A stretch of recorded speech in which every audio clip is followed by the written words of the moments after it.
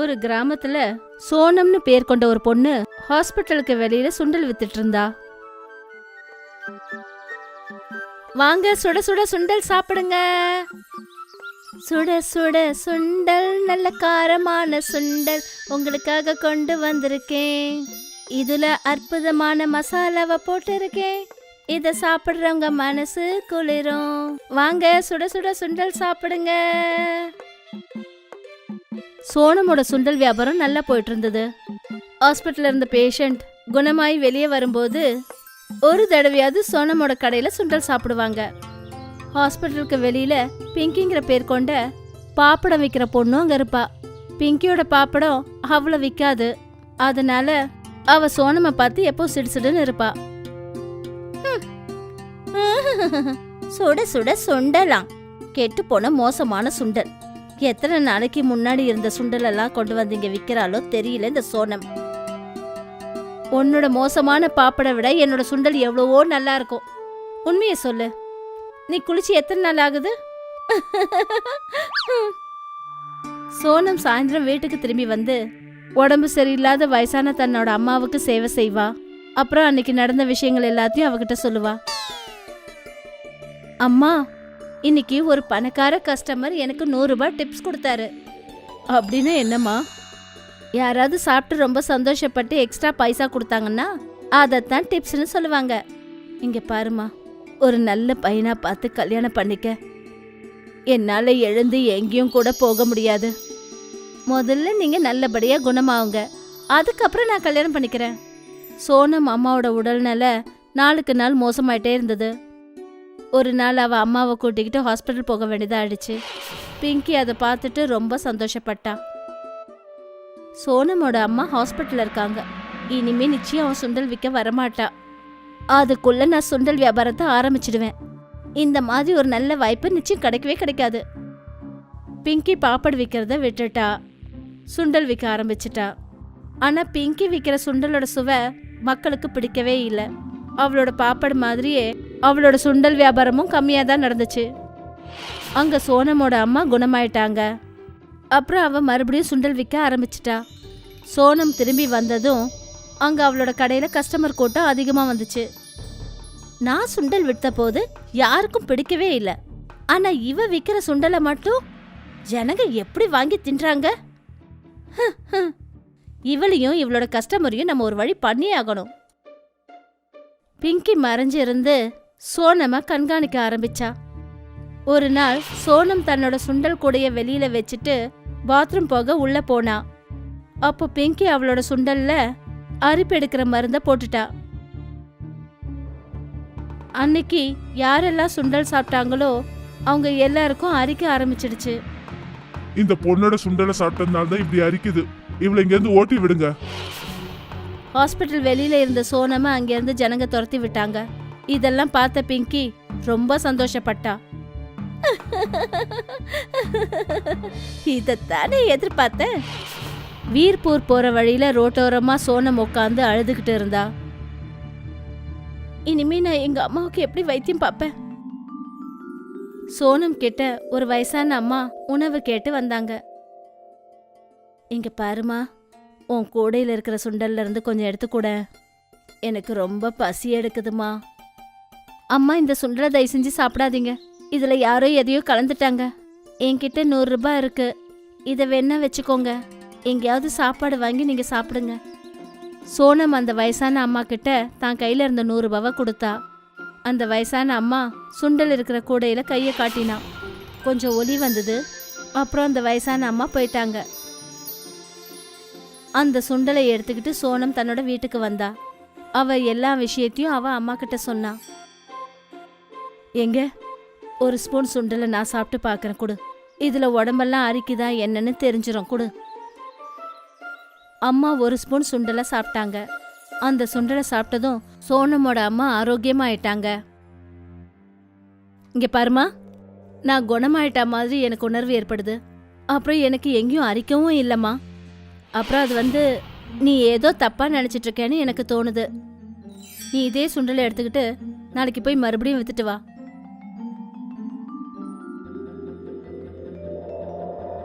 மறுநாள் மறுபடியும் சுண்டலை எடுத்துக்கிட்டு சோனம் விற்கிறதுக்கு ஹாஸ்பிட்டல் வந்தா. ஹாஸ்பிட்டலுக்கு வெளியில இந்த விஷயம் பரவிடுச்சு. அதாவது ஒரு பொண்ணு மாய சுண்டல் விற்கிறான்னு பரவுச்சு. அவளோட சுண்டலை சாப்பிட்டா எல்லா வியாதியும் குணமாயிடுதுன்னு கேள்விப்பட்டாங்க. சோனம் கிட்ட நோயாளிங்க கூட்டம் கூட்டமா வந்துட்டாங்க. ஜனங்க 2 மடங்கு 3 மடங்குன்னு பணம் கொடுத்து அவகிட்ட சுண்டல் வாங்கி சாப்பிட்டாங்க. அப்புறம் எல்லாரும் குணமாய் தன்னோட வீட்டுக்கு திரும்பி போனாங்க. பிங்கிக்கும் இந்த விஷயம் தெரிஞ்சிடுச்சு. மாய சுண்டலா? இது என்ன பைத்தியக்காரத்தனம்? நானும் கொஞ்சம் சாப்பிட்டு பாக்குறேனே. பிங்கியும் சோனம் கிட்ட இருந்து சுண்டல் வாங்கினா. அவ அந்த சுண்டலை சாப்பிட்டதுமே அவளுக்கு பயங்கரமா அரிக்க ஆரம்பிச்சது. அச்சோ, என்ன இது? உடம்பெல்லாம் ஒரே அரிக்குதே. இப்ப நான் என்ன பண்றது?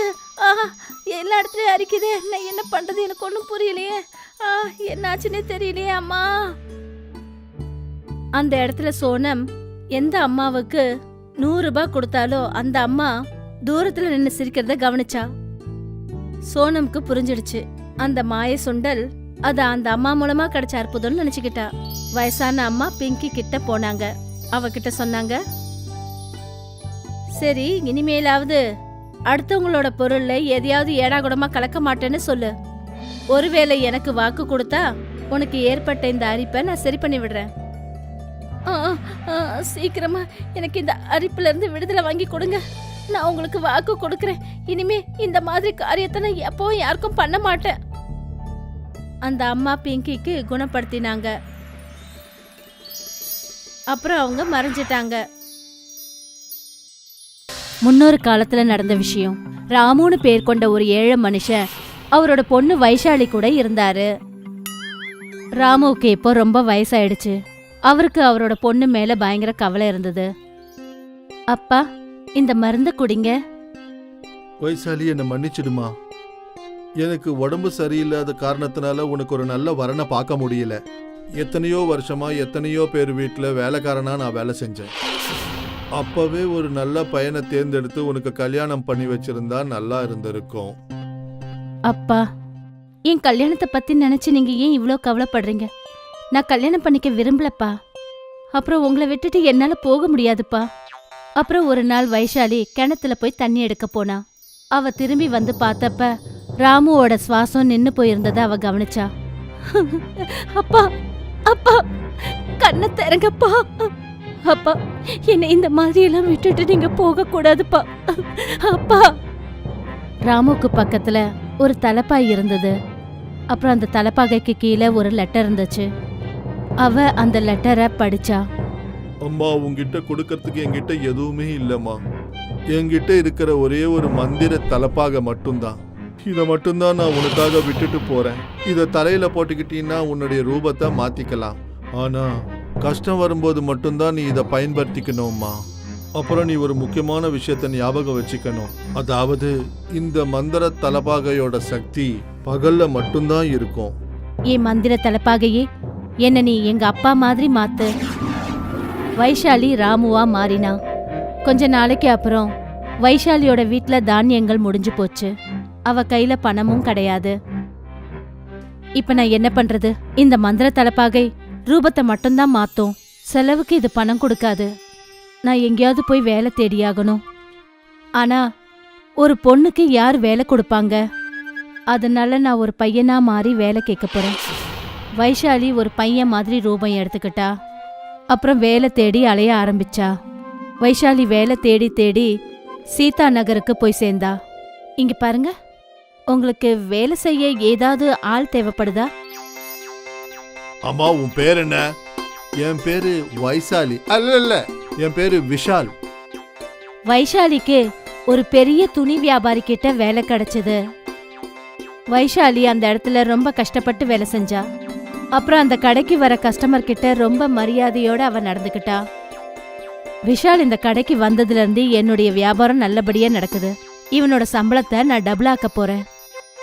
வைஷாலி ரொம்ப கவனத்தோட சூரியன் மறையறதுக்குள்ள கடையை விட்டுட்டு அவ வீட்டுக்கு வந்துருவா. ஏன்னா சூரியன் மறைஞ்சதுக்கு அப்புறம் தலப்பாகியோட சக்தியும் மறைஞ்சிரும். அவ அவளுடைய ஒரிஜினல் ரூபத்துக்கு, அதாவது பொண்ணா மாறிடுவா. சில மாதங்களா எல்லாமே நல்லா தான் போயிட்டு இருந்தது. வைஷாலியும் நல்லா பணம் சம்பாதிச்சுட்டு இருந்தா. ஆனா அப்பதான் அவளுக்கு பிரச்சனை ஆரம்பமாச்சு. ஓனரோட பொண்ணு விஷால காதலிக்க ஆரம்பிச்சா. ஓனரோட பொண்ணு சந்தியா அவங்க அப்பாவுக்கு சாப்பாடு கொடுக்கறதுக்காக அவ கடைக்கு வருவா. விஷால், ஆமா நீ சாப்பாடு சாப்பிட்டியா? நான் வீட்டுல சாப்பிட்டு முடிச்சிட்டு தான் இங்க வருவேன். அப்புறம் திரும்பி போய் தான் அங்க சாப்பிடுவேன். ஒருவேளை நீ விருப்பப்பட்டா உனக்காக கூட நான் சமைச்சு கொண்டு வர தயாரா இருக்கேன். நீ இன்னைக்கு என் கூட எங்க வீட்டை பாக்குறதுக்கு வரியா? இல்ல, என்னால இப்பெல்லாம் அங்க வர முடியாது. ஏன்னா கடைக்கு கூட்டம் வர ஆரம்பிச்சிருச்சு. போயிட்டு வா விஷால், வர்ற கஸ்டமர்ஸை நான் பாத்துக்கறேன். அந்த வியாபாரியும் ஆசைப்பட்டாரு விஷாலுக்கு தான் பொண்ணை கல்யாணம் பண்ணி வைக்கணும்னு. அன்னைக்கு வைஷாலி சந்தியா கூட அவங்க வீட்டுக்கு போக வேண்டிய நிலைமை ஏற்பட்டுச்சு. அந்த வியாபாரியோட வீடு ரொம்ப பெருசா இருந்தது. அங்க சுத்தி பார்க்கறதுக்கே சாயந்தரம் ஆயிடுச்சு. சூரியனும் மறையறதுக்கு இருந்தது. இப்ப நான் போயே ஆகணும். ஆனா நீ எங்க வீட்டை இது வரைக்கும் சுத்தி பார்க்கலையே. நான் வேணா இன்னொரு நாளைக்கு வரேன். இப்ப நான் போயே ஆகணும். நீ ராத்திரி இங்க கூட இருக்கலாம். இல்ல, நான் போய் தான் ஆகணும். வைஷாலி அங்கேருந்து ஓட ஆரம்பிச்சா. அங்கேருந்து அவ வீட்டுக்கு வந்ததும் தான் அவ ஓட்டத்தை நிறுத்தினான்.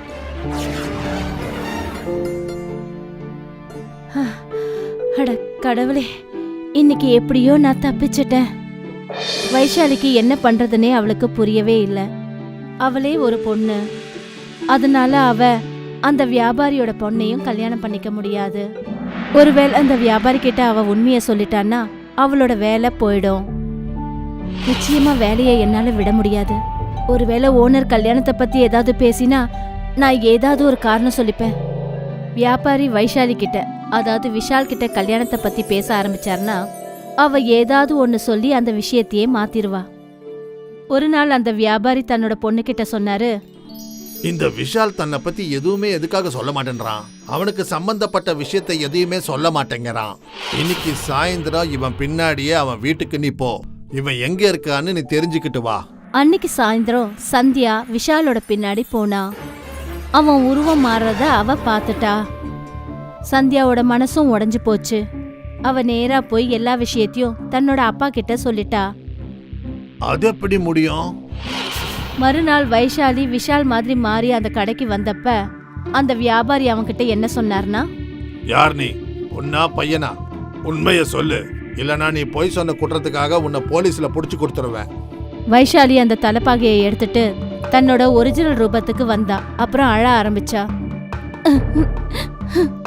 நான் ஒரு பொண்ணுக்கு யாருமே வேலை கொடுக்க மாட்டேன்றாங்க. அதனால பணம் சம்பாதிக்கிறதுக்காக நான் பையனோட ரூபத்துல மாறினேன். என்னோட அப்பா எனக்கு இந்த மந்திர தலைப்பாகையை கொடுத்தாரு. தயவு செஞ்சு என்ன வேலையிலிருந்து மட்டும் எடுத்துடாதீங்க. எங்க வீட்டுல எனக்குன்னு யாருமே இல்ல. இத்தனை நாளா எங்க 2 பேரையும் நீ முட்டாளாக்கி வச்சுட்ட. அதனால ஒரு பிரச்சனையும் இல்ல. உனக்கும் யாரும் இல்லன்னு சொல்ற. அதனால என்னையிலிருந்து எனக்கு ஒரு பொண்ணு இல்ல 2 பொண்ணுங்க இருக்காங்கன்னு நினைச்சுக்கிறேன். போதுமா? இனிமே நீ இந்த மந்திர தலைப்பாகை யூஸ் பண்ணாத. பழைய டெல்லியில இருக்கிற சாந்தினி சவுக்ல ஜுட்டன் சிங் கோல்கப்பே கடை வச்சிருந்தாரு. அங்க பக்கத்துல இருக்கிற இடத்த சுத்தி பாக்கிறதுக்கு யார் வந்தாலும் சரி ஜுட்டனோட கடைக்கு போய் கோல்கப்பே சாப்பிடுறது எல்லாருக்கும் வழக்கம். சகோதரி சகோதரர்களே, எல்லாரும் வாங்க, இந்த சுட்டன் கடைக்கு வந்து சாப்பிடுங்க. வாங்க வாங்க. ஒரு வாட்டி சாப்பிட்டீங்கன்னா மறுபடியும் வந்து சாப்பிடுவீங்க. ஜுட்டனோட கடைக்கு எந்த ஒரு கஸ்டமர் வந்தாலும் அவங்களுக்கு அவர் ரொம்ப அன்பா பரிமாறுவாரு. ஜுட்டனோட கடையும் ரொம்ப நல்லா போயிட்டு இருந்துச்சு. ஒரு நாள் ஜோகேந்தர் சிங் அந்த இடத்த சுத்தி பாக்கிறதுக்காக அவங்க குடும்பத்தோட அங்க வந்தாரு. அவங்க அந்த இடத்த விட்டு அவங்க கார்ல திரும்பி போகிற நேரத்துல ஜோகேந்தரோட மனைவி என்ன சொன்னாங்கன்னா, என்னங்க இங்க பாருங்களேன், நான் கேள்விப்பட்டிருக்கேன் இங்க சாந்தினி சவுக்ல ஜுட்டன்ற ஒரு கடையில கோல்கப்பே ரொம்ப ருசியா இருக்குமா. வாங்க நாம போய் அங்க சாப்பிட்டு வரலாம். எல்லாரும் அவங்களோட கார்ல ஜுட்டனோட கடைக்கு வந்து சேர்ந்தாங்க. அண்ணா, பிளேட் எவ்வளோண்ணா? சார் 20 ரூபா தான் சார் பிளேட்டு. 10 கோல்கப்பே கொடுப்பேன் சார். சாப்பிட்டு பார்த்ததுக்கு அப்புறம் நீங்க பைசா கொடுத்தா போதும் சார். 4 பிளேட்டு கொடுங்க. எனக்கு கொடுக்கிற கோல்கப்பேல கொஞ்சம் புளிப்பு ஜாஸ்தியா இருக்கட்டும். அங்கிள், நீங்க எனக்கு கொடுக்கிற பிளேட்ல இனிப்பு கொஞ்சம் ஜாஸ்தியா கொடுங்க. அங்கிள், என்னோட பிளேட்ல சன்னா ஜாஸ்தியா வைங்க. அண்ணா, என்னுடைய பிளேட்ல சாதா கோல்கப்பே வைங்க. எனக்கு தண்ணி வேணாம். சரி சார். கொஞ்ச நேரத்திலேயே குட்டன் எல்லாரும் கேட்டா மாதிரி அவங்களுக்கு தேவையான பிளேட்டை ரெடி பண்ணி கொடுத்தாரு. ஜுட்டன் அங்க வர கஸ்டமர் கிட்ட பேசுறத வழக்கமா வச்சுக்கிட்டாரு. ஜுட்டன் பசங்களை பார்த்து கேட்டாரு, அட சுட்டி பசங்களா, நீங்க எந்த கிளாஸ் படிக்கிறீங்க? நான் 5th படிக்கிறேன். நான் 6th படிக்கிறேன்.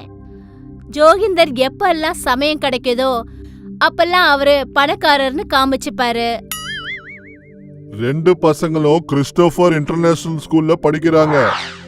ஐயே சார், என் பொண்ணும் அதுல 4வது கிளாஸ் தான் படிக்கிறா.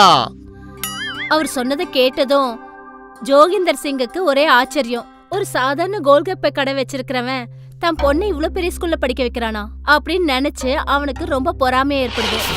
அண்ணே, ஒரு பாப்படி கொடுங்க. எனக்கு கொஞ்சம் தண்ணி ஊத்துங்களேன். ஜுட்டன் அவங்களுக்கு பாப்படி கொடுத்தாரு. அப்புறம் ஜோவிந்தரோட பிளேட்ல தண்ணிய குடுக்கும்போது அந்த கோல்கப்பையோட தண்ணி ஜோகிந்தர் சிங்கோட சட்டையில பட்டுடுச்சு.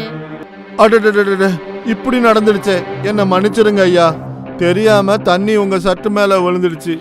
எவ்வளவு தைரியம் இருந்தா என் சட்டு மேலேயே தண்ணி ஊத்துவியா? உனக்கு தெரியுமா நான் யாருன்னு? நான் இந்தியன் கவர்மெண்டோடைய ஸ்வச்ச பாரத் அதிகாரி. நீ என்னுடைய ஷர்ட்டை துவைச்சு கொடுக்கணும். இதுல இருக்கிற கரையும் நீ தான் எடுத்து கொடுக்கணும். அட என்ன சார், இவ்வளோ சின்ன விஷயத்துக்கு இவ்வளோ கோவப்படுறீங்களே. என்ன மன்னிச்சிருங்க ஐயா, தயவு செஞ்சு என்ன மன்னிச்சிருங்க. உங்க ஷர்ட்ல விழுந்த கரைய நான் எப்படியாவது எடுத்து கொடுத்துடுறேன். ஆனா ஜோகிந்தர் அவர் சொன்ன எந்த பேச்சையுமே கேட்கல. உடனே அவரோட காரை எடுத்துக்கிட்டு அங்கிருந்து போயிடுறாரு. அன்னைக்கு ராத்திரி ஜுட்டன் தன்னோட வீட்டுக்கு வந்த போது அவரோட மனைவி கேக்குறாங்க, அட என்னங்க ஆச்சு? ஏன் ஒரு மாதிரியா இருக்கீங்க? ஏன் பக்கத்துல எலுமிச்சை ஜூஸ் கடை போடுவாங்களே பசந்தி, அவங்க இன்னைக்கு வரவே இல்லையா? இல்ல, வரல. அந்த எலுமிச்சை கடை போடுறவங்க இன்னைக்கு வரவே இல்ல. எல்லா விஷயத்தையும் ஜுட்டன் தன்னோட மனைவி கிட்ட சொல்றாரு. நீங்க எதை பத்தியும் கவலைப்படாதீங்க. அவர் என்ன செஞ்சாலும் சரி, கடவுள் நமக்கு உதவி செய்வாரு. நான் நாளைக்கு காலையில அம்மன் கோயிலுக்கு போய் உங்களுக்காக வேண்டிக்கிட்டு வரேன். மறுநாள் ஜோகிந்தர் அவருடைய மச்சான் நட்டுவை கூட்டிக்கிட்டு ஜுட்டனோட கடைக்கு வராரு. ஜோகிந்தர் நட்டு கிட்ட என்ன சொன்னார்னா, இங்க பாரு நட்டு, உனக்கு நான் எல்லா சாமானையும் வாங்கி தரேன். நான் சொல்ற மாதிரி நீ ஒரு வேலை செய்யணும். நான் சொல்றது நல்லா கேளு. நீ போய் ஒரு கோல்கப்பே கடைய போடணும். அந்த சுட்டனுடைய பிசினஸ நீ கெடுக்கணும். மறுநாள் நட்டு ஜுட்டன் கடைக்கு பக்கத்துல ஒரு கோல்கப்ப கடைய வச்சுக்கிட்டு நிக்கிறாரு. கொஞ்ச நாள்லயே ஜுட்டனோட வருமானம் முதல்ல விட பாதி ஆயிடுச்சு. ஒரு நாள் ராத்திரி ஜுட்டன் அவங்க வீட்டுக்கு போய் அவரோட மனைவி கிட்ட சொல்றாரு, இப்போ எனக்கு ஒண்ணுமே புரியலையே. நான் என்ன பண்றது? என்னுடைய வருமானம் கம்மியாகிட்டே போகுது. ஸ்கூல்ல என்னுடைய பொண்ணை எப்படிதான் நான் படிக்க வைக்கிறது? நீங்க கவலைப்படாதீங்க. இப்போ 1 மாசம் தானே ஆச்சு. நாம இன்னும் உழைக்கலாங்க. நம்ம கடையில கோல்கப்பேவை இன்னும் ருசியா செய்யலாங்க. அந்த நட்டுவும் எவ்வளவு நாளைக்கு தான் நம்ம முன்னாடி நின்னுகிட்டே இருப்பான்? நாம நம்ம பிசினஸ்ல கவனமா இருக்கணும். அப்பதான் நாம ஜெயிக்க முடியும். அந்த நட்டோட முகத்திலையும் கரி பூச முடியும். நட்டு ஜோவிந்தர் வீட்டுக்கு போய் எல்லா விஷயத்தையும் சொல்றான். நம்ம கடைய நடத்த முடியலன்னா அந்த கடைய நாம மூட வேண்டியதா இருக்கும். அதனால நீ என்ன பண்றீன்னா சேர் வாங்கி போடு. அதே மாதிரி வண்ண வண்ண விளக்குகளை போடு. அதே மாதிரி ஒரு ரிசப்ஷனிஸ்டையும் போடு. அதுக்கப்புறம் எல்லாரும் வருவாங்க. ஆமா ஐயா, நீங்க சொல்றது எல்லாமே ரொம்ப நல்லாவே இருக்குது. நீங்க சொன்ன மாதிரியே நான் இப்போ அந்த வேலையை செஞ்சிடுறேன். ஜோவிந்தர் நிறைய பணம் செலவு பண்ணி ஜுட்டன் கடைக்கு பக்கத்துல இருக்கிற ஒரு கடையை விலைக்கு வாங்குறாரு. அந்த கடையில ரொம்ப வசதியான சேர், அப்புறம் விதவிதமான லைட்ஸ், அதுவும் இல்லாம ஒரு ரிசப்ஷனிஸ்டும் வைக்கிறாரு. நட்டு கடைக்கு வர கொஞ்சம் கஸ்டமர்ஸ் வெளியில வந்து என்ன பேசிக்கிறாங்கன்னா, இந்த கடையில ரிசப்ஷனிஸ்ட் நல்லா இருக்குது, ஆனா கடையில கோல்கப்பே நல்லாவே இல்லையா. வாழ்க்கையில நான் சாப்பிட்டதே இல்லை. நிறைய நாட்கள் போனதுக்கு அப்புறம் நட்டுவோட கடை காலியாவே இருக்கு. ஒரு நாள் ராத்திரி ஜோவிந்தரும் நட்டுவும் அவங்க கடையில உட்காந்து பேசிக்கிறாங்க. ரொம்ப கவலையா இருக்கிறாங்க. ஜுட்டன் தன்னுடைய வேலையை முடிச்சிட்டு அவங்களோட கடைக்கு போறாரு. ஜோவிந்தர் கிட்ட சொல்றாரு, ஐயா, இந்த மாதிரி கடையை நடத்தினா உங்களால பிசினஸ் பண்ணவே முடியாது. நான் ஏன் சொல்ல வரேன்னா, நல்லா இருக்கிற சரக்க போடணும். அப்பதான் இந்த கிராமத்துல இருக்கிறவங்க எல்லாம் வந்து நல்லா சாப்பிடுவாங்க. அப்பதான் உங்க கடை நல்லா ஓடும் ஐயா. இது உங்களுக்கு புரியாம நீங்க இந்த கடையை இங்க போட்டிருக்கீங்க. நீ சரியாதான் சொன்ன சுட்டன். நீ உன்னுடைய பொண்ணை இவ்வளவு பெரிய ஸ்கூல்ல படிக்க வைக்கிறேன்னு சொன்ன உடனே எனக்கு பொறாம வந்துடுச்சு. நான் தப்பு பண்ணிட்டேன். என்ன மன்னிச்சிடு. நான் இந்த மாதிரி கெட்ட வேலைய செஞ்சிருக்கவே கூடாது. இப்ப நான் ரியலைஸ் ஆயிட்டேன், சின்ன பிசினஸா இருந்தாலும் நடத்துறது ரொம்ப கஷ்டம்னு.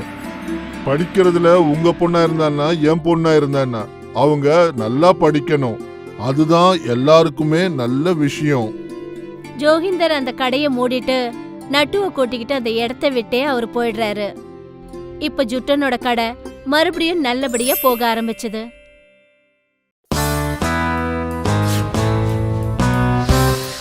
ஜக்குங்கிறவரு ஒரு நியாயமான நேர்மையான ஒரு உழைப்பாளி. ஆனா அவரு ரொம்ப ஏழ்மையானவரு. அவரு ஒரு குடிசையில தன்னோட மனைவி கௌரி கூட தன்னுடைய வாழ்க்கைய ஓட்டிக்கிட்டு இருந்தாரு. வீட்ல அரிசி தீர்ந்து போச்சு, நாளைக்கு சாப்பாட்டுக்கு நான் என்னங்க செய்யறது? அவங்க வீட்டுக்கு பக்கத்துல இருந்த ஒரு பணக்கார பொம்பளை எப்பவுமே அவங்க ஏழ்மையை வச்சு கிண்டல் பண்ணிக்கிட்டே இருப்பா. நீங்க என்ன இப்படி எல்லாம் சாப்பாடு சாப்பிடுறீங்க? எங்க வீட்ல இருக்கிற மாடு கூட இத சாப்பிடாது. அவங்க இப்படி பேசிட்டு போறத நினைச்சு இவங்க 2 பேரும் ரொம்ப வருத்தப்பட்டாங்க. நான் காட்டுக்கு போய் கட்டைகளை கொண்டு வரேன், நீ மார்க்கெட்டுக்கு அதை கொண்டு போய் வித்து காசு கொண்டு வந்தீன்னா மளிகை சாமான வாங்கிக்கலாம். ஜக்கு காட்டுக்கு போனாரு.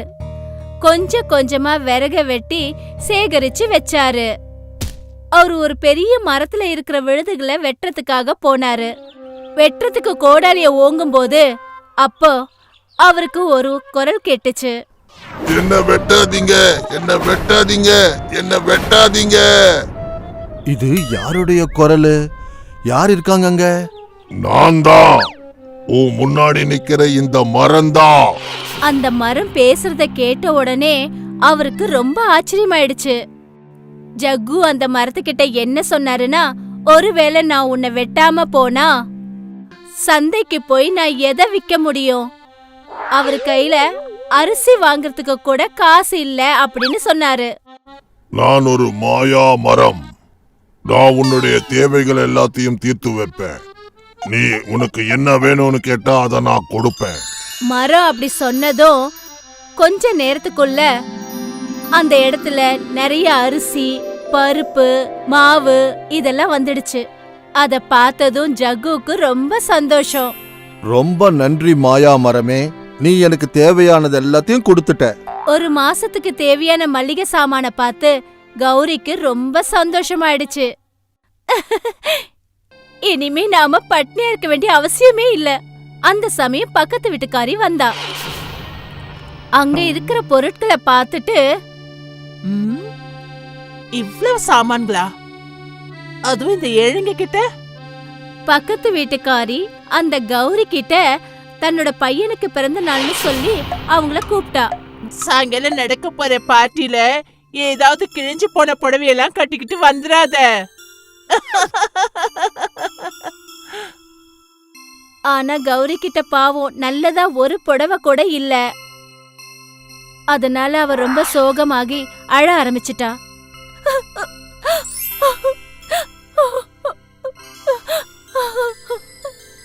அழுவாத கௌரி. கவலையில இருக்கிற இந்த ஜக்கு புது சேலை வாங்கறதுக்கு என்ன பண்ண முடியும்? இப்படி யோசிச்சுக்கிட்டே அவரு காட்டுக்கு போனாரு. அந்த மந்திர மரம் அவரை பார்த்து எதுக்கு இவ்வளவு சோகமா இருக்கேன்னு கேட்டுச்சு. என் மனைவி கிட்ட ஒரு நல்ல புடவை கூட இல்ல, நான் அவளுக்கு நல்ல புடவைய கொண்டு வந்து எங்கேருந்து கொடுக்கறது? ஓ, இவ்வளவுதானா? நீ என்ன வேணும்னு கேட்டாலும் அது உனக்கு கிடைக்கும். அந்த மந்திர மரம் இப்படி சொன்னதும் அந்த இடத்துல ஒரு புது புடவை வந்துச்சு. ஜக்கு அந்த புது புடவைய பார்த்ததும் ரொம்ப சந்தோஷப்பட்டாரு. அவர் அந்த மரத்துக்கு தன்னோட நன்றிய சொல்லிட்டு அந்த புடவைய தன் கையில எடுத்துக்கிட்டு அவர் வீட்டுக்கு போயிட்டாரு. புது புடவைய பார்த்ததும் கௌரிக்கு ரொம்ப சந்தோஷம்.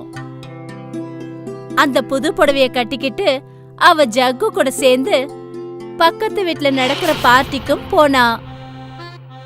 கௌரி அழகான புடவை கட்டியிருக்கிறத பார்த்துட்டு அந்த பார்ட்டிக்கு வந்த எல்லா விருந்தாளிகளும் கௌரிய பாராட்டுனாங்க. இந்த புடவையில பாக்குறதுக்கு நீ ரொம்ப அழகா இருக்க. கௌரிய எல்லாரும் பாராட்டுறத பார்த்து அந்த பக்கத்து வீட்டுக்காரிக்கு பொறாம ஜாஸ்தி ஆயிடுச்சு. நான் என்ன நினைச்சேன்னா எல்லாரும் இவங்களோட ஏழ்மைய பார்த்து எல்லாரும் அவளை கிண்டல் பண்ணுவாங்கன்னு நினைச்சேன். ஆனா இவங்க எல்லாரும் என்னடனா இவள பாராட்டிக்கிட்டு இருக்காங்க. பொறாம பிடிச்ச அந்த பக்கத்து வீட்டுக்காரி அவளோட தங்க வளையல மறைச்சு வச்சுட்டா.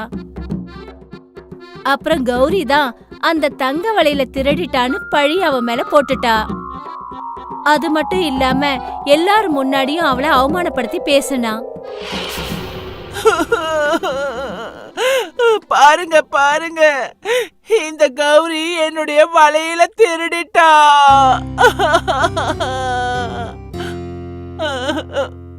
கௌரிக்கு ஏற்பட்ட அவமானத்தை நினைச்சு ஜக்கு ரொம்ப வருத்தப்பட்டாரு.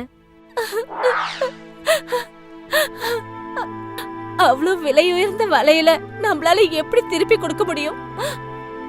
வருத்தத்தோட காட்டுக்கு போய் ஜக்கு அந்த மந்திர மரத்துக்கிட்ட நடந்த எல்லா விஷயத்தையும் சொன்னாரு.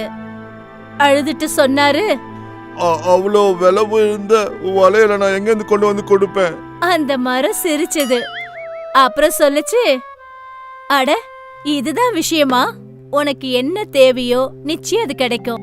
அப்புறம் அந்த இடத்துல 2 அழகான தங்க வளையல் வந்துச்சு. அத பார்த்துட்டு ஜக்கு சந்தோஷத்துல அப்படியே குதிக்க ஆரம்பிச்சிட்டாரு. மறுபடியும் அந்த மரத்துக்கிட்ட ஜக்கு என்ன பண்ணாருன்னா உதவி செஞ்சதுக்காக தன்னோட நன்றியை சொன்னாரு. அந்த வளையல எடுத்துக்கிட்டு அவர் அங்கிருந்து கிளம்பிட்டாரு. ஜகுவும் கௌரியும் பக்கத்து வீட்டுக்காரிக்கிட்ட அந்த வளையல கொடுத்தாங்க. எங்களால தப்பு நடந்து போச்சு, இதோ உங்களுடைய வளையல். அந்த வளையல பார்த்துட்டு பக்கத்து வீட்டுக்காரி பயங்கரமா அதிர்ச்சி ஆயிட்டா. நான் என்னுடைய வளையல எப்போ ஒளிச்சு வச்சுட்டேனே, அப்புறம் எப்படி இந்த ஏழைங்க கிட்ட இந்த வளையல் கிடைச்சிருக்கோம்? ஏதோ ரகசியம் இருக்கு, அத நாம எப்படியாவது தெரிஞ்சுக்கணும். கௌரி ஜகு கிட்ட கேட்டா, தங்க வளையல்களை நீங்க எங்க இருந்து எப்படி வாங்கிட்டு வந்தீங்கன்னு கேட்டா. காட்டுல ஒரு மாயா மரம் இருக்கு, அதுதான் எனக்கு இந்த வளையல கொடுத்தது. அந்த புடவை அந்த மளிகை சாமான கூட மரம் தான் கொடுத்தது. ஜக்கு சொன்னது எல்லாத்தையும் அந்த பக்கத்து வீட்டுக்காரி கேட்டுட்டா. அப்படியா? இதுதான் ரகசியமா? அப்படின்னா நானும் அந்த மந்திர மரத்துக்கிட்ட தங்கம் வெள்ளி வைரம் வைடூரியம் எல்லாத்தையும் கேட்டு அதுகிட்ட இருந்து வாங்கி ரொம்ப பெரிய பணக்காரியா ஆயிடுவேன். மறுநாள் அந்த ஜகுவை பின்தொடர்ந்து அந்த பக்கத்து வீட்டுக்காரி போனா. அந்த மரம் கிட்ட வரைக்கும் போயிட்டா. அந்த இடத்துல ஜக்கு அந்த மரத்துக்கிட்ட பேசுறது எல்லாத்தையுமே அவ தூரமா நின்னு கவனிச்சா. ஜக்கு அந்த இடத்த விட்டு போனதுக்கு அப்புறம் அந்த பக்கத்து வீட்டுக்காரி அந்த மரத்துக்கிட்ட போனா. மந்திர மரமே, இங்க பாரு, நான் கேக்குறது எல்லாத்தையும் உடனே நீ கொடுத்தாகணும். அப்படி அவ கேட்ட உடனே அந்த மரம் என்ன பண்ணுச்சுன்னா அவ கேட்ட மாதிரி தங்க நெக்லஸ அந்த இடத்துல கொடுத்துச்சு. பக்கத்து வீட்டுக்காரி இத பார்த்துட்டு சந்தோஷத்துல பைத்தியமாயிட்டா. ஆனா அந்த நெக்லஸ் அவ கழுத்துல போட்ட உடனேயே அந்த நெக்லஸ் பாம்பா மாறிடுச்சு. அவ அந்த பாம்பை பார்த்துட்டு பயந்து கத்த ஆரம்பிச்சிட்டா. அவ அந்த பாம்பை கழுத்துல இருந்து தூக்கி போட்டுட்டா. அப்புறம் அவ அந்த மந்திர மரத்தை பார்த்து கேட்டா, எதுக்காக பாம்பை கொடுத்தேன்னு. ஆனா ஜகுக்கு மட்டும் அவர் ஆசைப்பட்ட பொருட்கள் எல்லாத்தையும் கொடுத்தேன்னு கேட்டா. அதுக்கு அந்த மரம் என்ன சொல்லுச்சுன்னா, ஜகு பாவம், அவருக்கு தேவையான பொருட்களை மட்டும்தான் கேட்டாரு, அது அவருக்கு ரொம்ப அவசியமான பொருட்கள்னு சொல்லுச்சு. ஆனா பக்கத்து வீட்டுக்காரி பேராசைப்பட்டு பொருட்களை கேட்க ஆரம்பிச்சிட்ட, பேராசை பெரும் நஷ்டங்கிற மாதிரி உனக்கு பாம்பை கொடுத்தேன்னு சொல்லுச்சு. இத கேட்டதுக்கு அப்புறம் அந்த பக்கத்து வீட்டுக்காரி ரொம்ப கோவமாயிட்டா. நான் உன்னை எரிக்க போறேன். பக்கத்து வீட்டுக்காரி என்ன பண்ணான்னா நெருப்பு எடுத்துட்டு வந்து அந்த மரத்தை எரிக்கிறதுக்காக முயற்சி பண்ணா.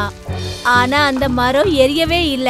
அதுக்கு பதிலா பக்கத்து வீட்டுக்காரி கட்டியிருந்த சேலையில நெருப்பு எரிய ஆரம்பிச்சிடுச்சு. அவ தன்னை காப்பாத்திக்கிறதுக்காக இங்கேயும் அங்கேயும் பயந்து ஓட ஆரம்பிச்சா. சுனில் ஆளுங்கிறவரு பணம் சம்பாதிக்கிறதுக்காக இன்ன வரைக்கும் என்னென்னமோ வேலை செஞ்சுக்கிட்டு இருக்காரு. சில சமயம் வளையல் விற்பாரு, பொம்மைகள் விற்பாரு. அப்புறம் காய்கறிகளும் விற்பாரு. ஆனா பாவம் அவர் எதை வித்தாலும் பாவம் அவருக்கு நஷ்டம் தான் ஏற்படும். இப்ப சுன்னிலால் என்ன பண்ணாருன்னா புது வேலைய ஆரம்பிச்சாரு. அவர் கிராமத்துல இருக்கிற ஸ்கூல் வாசல்ல அவர் ஒரு பானிபூரி கடைய ஆரம்பிச்சாரு. பசங்களா வாங்க வாங்க வாங்க, வந்து நல்ல ருசியான பானிபூரி சாப்பிடுங்க, வாங்க வாங்க. தினமும் ஸ்கூல் முடிஞ்சதுக்கு அப்புறமா எல்லா பசங்களும் ஒன்னா சேர்ந்து அவரோட கடைக்கிட்ட போய் நிப்பாங்க. எனக்கு ஒரு பிளேட் பானிபூரி வேணும். இல்ல, எனக்கு முதல்ல கொடுங்க. அட நில்லுங்க நில்லுங்க, நல்ல பானிபூரி உங்களுக்கு ஒண்ணா தரேன். சுன்னிலாலோட இந்த பானிபூரி கடை எல்லா பசங்களுக்கும் தினமும் ஒன்னா சந்திக்கிற இடமா மாறிடுச்சு. சுன்னிலாலும் பசங்க எல்லார்கிட்டயும் ரொம்ப அருமையா பேசி அவங்க கிட்ட இருந்து எல்லா விஷயத்தையும் தெரிஞ்சுப்பாரு. சரி சொல்லுங்க, உங்களுக்கு நாளைக்கு யார் யாருக்கு பானிபூரி வேணும்? இந்தா ரவி, உனக்கு இன்னொரு பானிபூரி. இன்னைக்கு நீ ரொம்ப சந்தோஷமா இருக்கல்ல? ஆமா, இன்னைக்கு என்னுடைய அம்மா எனக்கு புதுசா கோல்ட் செயின் வாங்கி கொடுத்தாங்க. இங்க பாருங்க. ரவியோட கழுத்துல இருக்கிற அந்த தங்க செயினை பார்த்ததும் சுன்னிலாலோட கண்ணு பெருசா ஆயிடுச்சு. அன்னைக்கு அவரு ரவிக்கு நிறைய பானிபூரிய சாப்பிடறதுக்காக கொடுத்தாரு. அண்ணா போதுண்ணா, எனக்கு வயிறே நிறைஞ்சு போச்சு. எவ்வளோ காசு ஆச்சு? 100 ரூபாய் தான்ப்பா. 100 ரூபாவா? அண்ணா என்கிட்ட வெறும் 20 ரூபாய் தான் இருக்கு. ஒன்னும் பிரச்சனை இல்ல, உன்னுடைய செயினை கழட்டி கொடுத்துரு, நான் இனிமே உன்னை காசு கேட்க மாட்டேன்.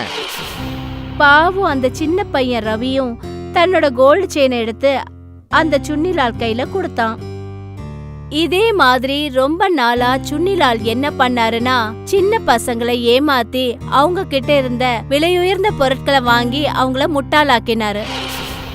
ஒரு நாள் ரவி ஸ்கூலை விட்டு நேரா வீட்டுக்கு போக ஆரம்பிச்சான். அப்ப சுன்னிலால் என்ன பண்ணாருன்னா அவனை நிறுத்தினாரு. என்னாச்சு ரவி, இன்னைக்கு நீ பானிபூரி சாப்பிடலையா?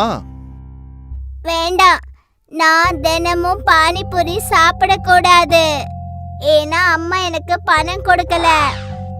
பைசாவுக்கு அர்ஜென்ட் என்ன இருக்கு, பைசாவை நாளைக்கு கொடுக்கலாம். நீ நிஜமாவா? சுன்னிலாலோட இந்த பேச்ச கேட்டதுக்கு அப்புறம் ரவி மறுபடியும் பானிபூரி சாப்பிட ஆரம்பிச்சான். உங்க அம்மா உனக்கு பைசா கொடுக்கலன்னா நீ வீட்ல திருடு. சுன்னிலால் இப்படி சொன்னதுக்கு அப்புறமா அவர் சொன்னது எல்லாமே அந்த ரவியோட மனசுல பதிஞ்சிடுச்சு. மறுநாள் ரவி என்ன பண்ணான்னா அவங்க வீட்ல இருந்து பணத்தை திருட ஆரம்பிச்சான். அவன் திருடும் போது அவங்க அம்மா அவனை கையும் களவுமா பிடிச்சாங்க. ரவி, நீ எதுக்காக இப்படி பைசா திருடுற? அம்மா, என்கிட்ட அந்த பானிபூரி விக்கிற அண்ணன் தான் சொன்னாரு, ஒருவேளை அம்மா உனக்கு பணம் கொடுக்கலன்னா நீ வீட்ல இருந்து திருடிடுன்னு. ஆமா, நீ போட்டிருந்த தங்க செயின் எங்க இருக்கு? நான் அந்த செயினை பானிபூரி விக்கிறாரே அந்த அண்ணன் கையில கொடுத்துட்டேன். கண்ணா, இந்த மாதிரி திருடுறது பெரிய தப்பு, புரிஞ்சுக்கோ. ரவி சொல்றதெல்லாம் கேட்ட உடனே அவங்க அம்மாவுக்கு ரொம்ப கஷ்டமாயிடுச்சு.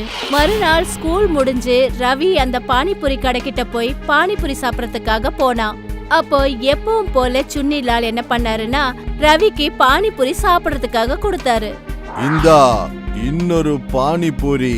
ஆனா நீ பைசாவை வீட்ல திருடினியா இல்லையா? ஆமா அண்ணா, இத பாருங்க. 2000-ஆ? ஓ சூப்பர் சூப்பர், வெரி குட், நல்ல வேலை செஞ்ச. நீ நாளைக்கு உங்க அம்மா வைக்கிற பணத்தை இன்னும் கொஞ்சம் அதிகமாவே கொண்டு வந்துடு, பானிபூரி நிறைய தர உனக்கு. சுன்னிலால் ரவி கையில இருந்த பணத்தை வாங்கின உடனே அங்க மஹிமா வந்து சேர்ந்தா. சுன்னிலால கையும் களவுமா பிடிச்சா.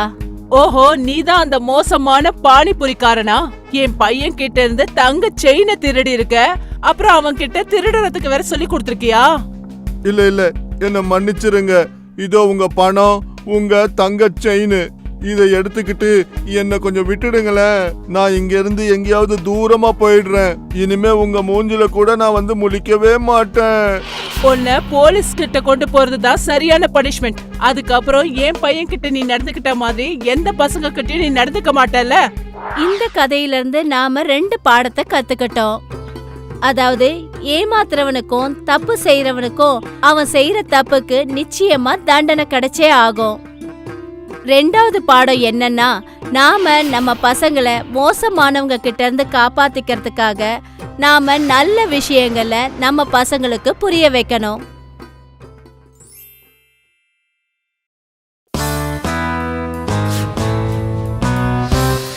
ஜக்குங்கிறவரு ஒரு நியாயமான நேர்மையான ஒரு உழைப்பாளி.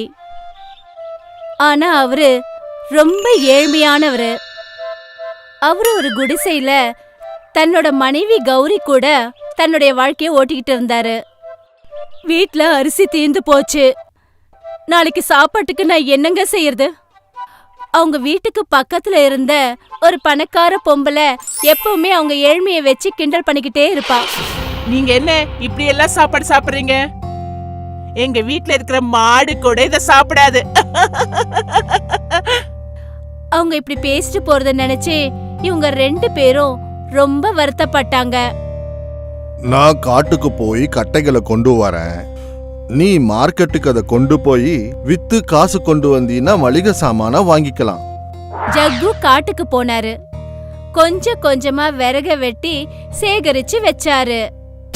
அவரு ஒரு பெரிய மரத்துல இருக்கிற விழுதுகளை வெட்டுறதுக்காக போனாரு. வெட்டுறதுக்கு கோடாலிய ஓங்கும் போது அப்போ அவருக்கு ஒரு குரல் கேட்டுச்சு. என்ன வெட்டாதீங்க, என்ன வெட்டாதீங்க, என்ன வெட்டாதீங்க. இது யாருடைய குரல்? யார் இருக்காங்க அங்க? நான் தான். முன்னாடி நிக்கிற இந்த மரம் தான். அந்த மரம் பேசுறத கேட்ட உடனே அவருக்கு ரொம்ப ஆச்சரியமாயிடுச்சு. ஜக்கு அந்த மரத்துக்கிட்ட என்ன சொன்னாருன்னா, ஒருவேளை நான் உன்னை வெட்டாம போனா சந்தைக்கு போய் நான் எதை விற்க முடியும்? அவரு கையில அரிசி வாங்குறதுக்கு கூட காசு இல்ல அப்படின்னு சொன்னாரு. நான் ஒரு மாயா மரம். நான் உன்னுடைய தேவைகள் எல்லாத்தையும் தீர்த்து வைப்பேன். நீ உனக்கு என்ன வேணும்னு கேட்டா அதை நான் கொடுப்பேன். மரம் அப்படி சொன்னதும் கொஞ்ச நேரத்துக்குள்ள அந்த இடத்துல நிறைய அரிசி, பருப்பு, மாவு இதெல்லாம் வந்துடுச்சு. அத பார்த்ததும் ஜக்குக்கு ரொம்ப சந்தோஷம். ரொம்ப நன்றி மாயா மரமே, நீ எனக்கு தேவையானது எல்லாத்தையும் கொடுத்துட்ட. 1 மாசத்துக்கு தேவையான மளிகை சாமான பார்த்து கௌரிக்கு ரொம்ப சந்தோஷமாயிடுச்சு. இனிமே நாம பட்னியா இருக்க வேண்டிய அவசியமே இல்ல. அந்த சமயம் பக்கத்து வீட்டுக்காரி வந்தா. அங்க இருக்கிற பொருட்களை பார்த்துட்டு, இவ்வளவு சாமான்களா? அதுவும் இந்த ஏழைங்க கிட்ட?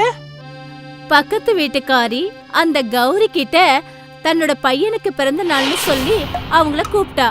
சாயங்காலம் நடக்க போற பார்ட்டில ஏதாவது கிழிஞ்சு போன புடவையெல்லாம் கட்டிக்கிட்டு வந்துடாத. ஆனா கௌரி கிட்ட பாவம் நல்லதா ஒரு புடவை கூட இல்ல. அதனால அவ ரொம்ப சோகமாகி அழ ஆரம்பிச்சிட்டா.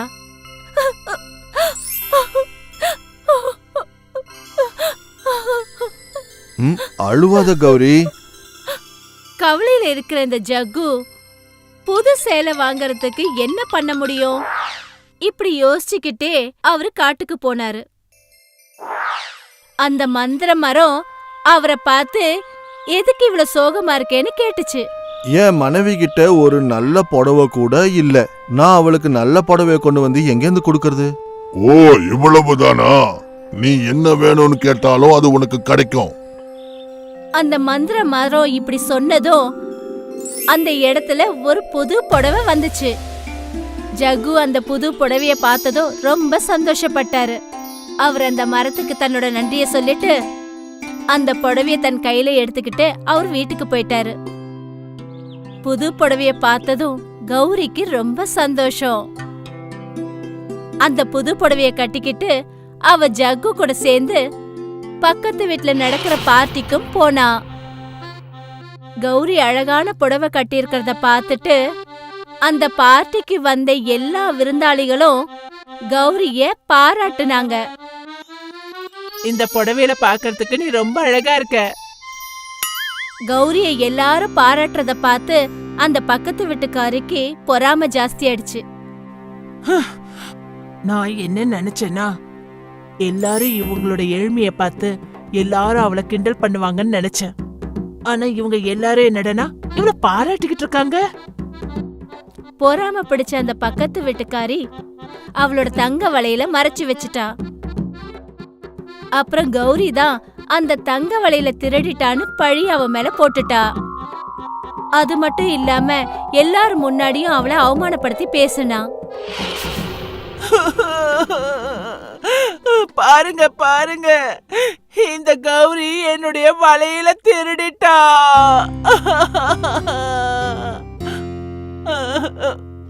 கௌரிக்கு ஏற்பட்ட அவமானத்தை நினைச்சு ஜக்கு ரொம்ப வருத்தப்பட்டாரு. அவ்வளவு விலை உயர்ந்த வளையல நம்மளால எப்படி திருப்பி கொடுக்க முடியும்? வருத்தத்தோட காட்டுக்கு போய் ஜக்கு அந்த மந்திர மரத்துக்கிட்ட நடந்த எல்லா விஷயத்தையும் சொன்னாரு. அழுதுட்டு சொன்னாரு, அவ்வளோ விலை உயர்ந்த வளையல நான் எங்க இருந்து கொண்டு வந்து கொடுப்பேன்? அந்த மரம் சிரிச்சது. அப்புறம் சொல்லுச்சு, அட இதுதான் விஷயமா? உனக்கு என்ன தேவையோ நிச்சயம் அது கிடைக்கும். அப்புறம் அந்த இடத்துல 2 அழகான தங்க வளையல் வந்துச்சு. அத பார்த்துட்டு ஜக்கு சந்தோஷத்துல அப்படியே குதிக்க ஆரம்பிச்சிட்டாரு. மறுபடியும் அந்த மரத்துக்கிட்ட ஜக்கு என்ன பண்ணாருன்னா உதவி செஞ்சதுக்காக தன்னோட நன்றிய சொன்னாரு. அந்த வளையல எடுத்துக்கிட்டு அவர் அங்கிருந்து கிளம்பிட்டாரு. ஜகுவும் கௌரியும் பக்கத்து வீட்டுக்காரிக்கிட்ட அந்த வளையல கொடுத்தாங்க. எங்களால தப்பு நடந்து போச்சு, இதோ உங்களுடைய வளையல். அந்த வளையல பார்த்துட்டு பக்கத்து வீட்டுக்காரி பயங்கரமா அதிர்ச்சி ஆயிட்டா. நான் என்னுடைய வளையல எப்போ ஒளிச்சு வச்சுட்டேனே, அப்புறம் எப்படி இந்த ஏழைங்க கிட்ட இந்த வளையல் கிடைச்சிருக்கோ? ஏதோ ரகசியம் இருக்கு, அத நாம எப்படியாவது தெரிஞ்சுக்கணும். கௌரி ஜகு கிட்ட கேட்டா, தங்க வளையல்களை நீங்க எங்க இருந்து எப்படி வாங்கிட்டு வந்தீங்கன்னு கேட்டா. காட்டுல ஒரு மாயா மரம் இருக்கு, அதுதான் எனக்கு இந்த வளையல கொடுத்தது. அந்த புடவை அந்த மளிகை சாமான கூட மரம் தான் கொடுத்தது. ஜக்கு சொன்னது எல்லாத்தையும் அந்த பக்கத்து வீட்டுக்காரி கேட்டுட்டா. அப்படியா? இதுதான் ரகசியமா? அப்படின்னா நானும் அந்த மந்திர மரத்துக்கிட்ட தங்கம், வெள்ளி, வைரம், வைடூரியம் எல்லாத்தையும் கேட்டு அதுகிட்ட இருந்து வாங்கி ரொம்ப பெரிய பணக்காரியா ஆயிடுவேன். மறுநாள் அந்த ஜகுவை பின்தொடர்ந்து அந்த பக்கத்து வீட்டுக்காரி போனா. அந்த மரம் கிட்ட வரைக்கும் போயிட்டா. அந்த இடத்துல ஜக்கு அந்த மரத்துக்கிட்ட பேசுறது எல்லாத்தையுமே அவ தூரமா நின்னு கவனிச்சா. ஜக்கு அந்த இடத்த விட்டு போனதுக்கு அப்புறம் அந்த பக்கத்து வீட்டுக்காரி அந்த மரத்துக்கிட்ட போனா. மந்திர மரமே, இங்க பாரு, நான் கேக்குறது எல்லாத்தையும் உடனே நீ கொடுத்தாகணும். அப்படி அவ கேட்ட உடனே அந்த மரம் என்ன பண்ணுச்சுன்னா அவ கேட்ட மாதிரி தங்க நெக்லஸ அந்த இடத்துல கொடுத்துச்சு. பக்கத்து வீட்டுக்காரி இத பார்த்துட்டு சந்தோஷத்துல பைத்தியமாயிட்டா. ஆனா அந்த நெக்லஸ் அவ கழுத்துல போட்ட உடனேயே அந்த நெக்லஸ் பாம்பா மாறிடுச்சு. அவ அந்த பாம்பை பார்த்துட்டு பயந்து கத்த ஆரம்பிச்சிட்டா. அவ அந்த பாம்பை கழுத்துல இருந்து தூக்கி போட்டுட்டா. அப்புறம் அவ அந்த மந்திர மரத்தை பார்த்து கேட்டா, எதுக்காக பாம்பை கொடுத்தேன்னு. ஆனா ஜகுக்கு மட்டும் அவர் ஆசைப்பட்ட பொருட்கள் எல்லாத்தையும் கொடுத்தேன்னு கேட்டா. அதுக்கு அந்த மரம் என்ன சொல்லுச்சுன்னா, ஜகு பாவம், அவருக்கு தேவையான பொருட்களை மட்டும்தான் கேட்டாரு, அது அவருக்கு ரொம்ப அவசியமான பொருட்கள்னு சொல்லுச்சு. ஆனா பக்கத்து வீட்டுக்காரி பேராசைப்பட்டு பொருட்களை கேட்க ஆரம்பிச்சிட்ட, பேராசை பெரும் நஷ்டங்கிற மாதிரி உனக்கு பாம்ப கொடுத்தேன்னு சொல்லுச்சு. இத கேட்டதுக்கு அப்புறம் அந்த பக்கத்து வீட்டுக்காரி ரொம்ப கோவமாயிட்டா. நான் உன்னை எரிக்க போறேன். பக்கத்து வீட்டுக்காரி என்ன பண்ணான்னா நெருப்பு எடுத்துட்டு வந்து அந்த மரத்தை எரிக்கிறதுக்காக முயற்சி பண்ணா. ஆனா அந்த மரம் எரியவே இல்ல. அதுக்கு பதிலா பக்கத்து வீட்டுக்காரி கட்டியிருந்த சேலையில நெருப்பு எரிய ஆரம்பிச்சிருச்சு. அவ தன்னை காப்பாத்திக்கிறதுக்காக இங்கேயும் அங்கேயும் பயந்து ஓட ஆரம்பிச்சா. இந்த கதையிலிருந்து நாம என்ன தெரிஞ்சுக்கிட்டோம்னா, அதாவது நியாயமா நேர்மையா உண்மையா உழைச்சோம்னா அவங்களுக்கு தேவையான எல்லா பொருட்களும் நிச்சயமா கிடைக்கும். ஆனா பேராசை பிடிச்சவங்களுக்கு நிச்சயமா எதுவும் கிடைக்காது. ஏன்னா பேராசைக்கு எந்த ஒரு முடிவும் இல்ல. பேராசை அதிகமா ஆயிடுச்சுன்னா அவங்களுக்கு ஆபத்தும் அதிகமாயிடும். இதுதான் பக்கத்து வீட்டுக்காரிக்கு நடந்துச்சு.